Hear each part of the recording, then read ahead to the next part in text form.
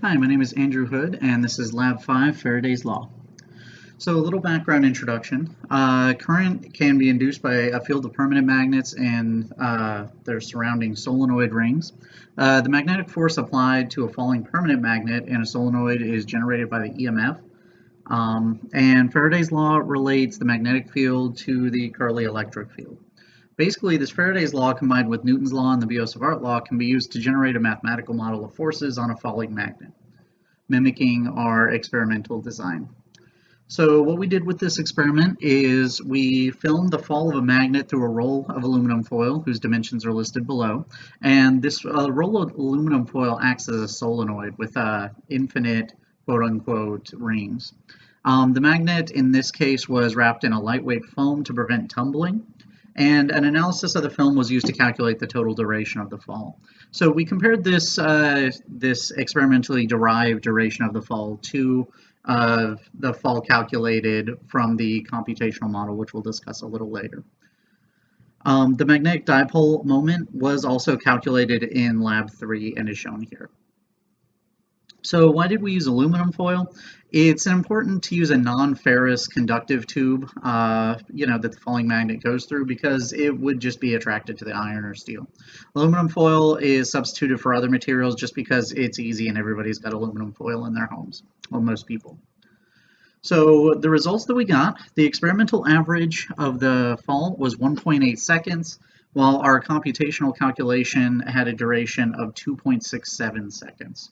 That's a 48% error, and the final output of the computational model is shown here with the velocity versus time graph and the graphic of the little tube and magnet. So how we got these calculations, basically we set up a computational model and inputted the physical measurements from the actual tube. And it used the Biot-Savart law combined with Newton's second law and Faraday's law to calculate the theoretical fall time. Here is shown a picture of the code that calculates the magnetic flux for each little dt of the fall.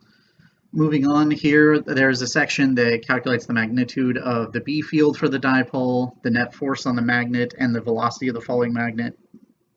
There's a little section that calculates the current, and there's a section that calculates the magnitude of the force on the ring and the magnet.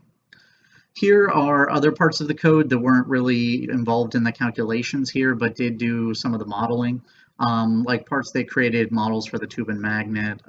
There's a part that updated the falling position of the magnet, etc. So what did we learn from all this? The fall time differed significantly. Basically, there was a 48% error.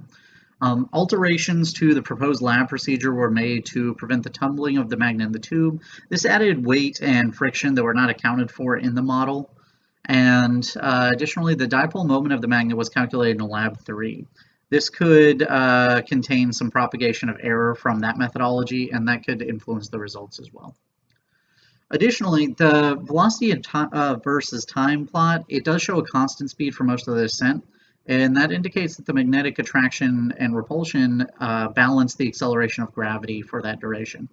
The increase of speed toward the end of the descent indicates an asymmetry in the forces at the end, i.e. the bottom portion of the tube, as it runs out during the fall, it balances that acceleration less. And, the magnet starts accelerating in its fall again.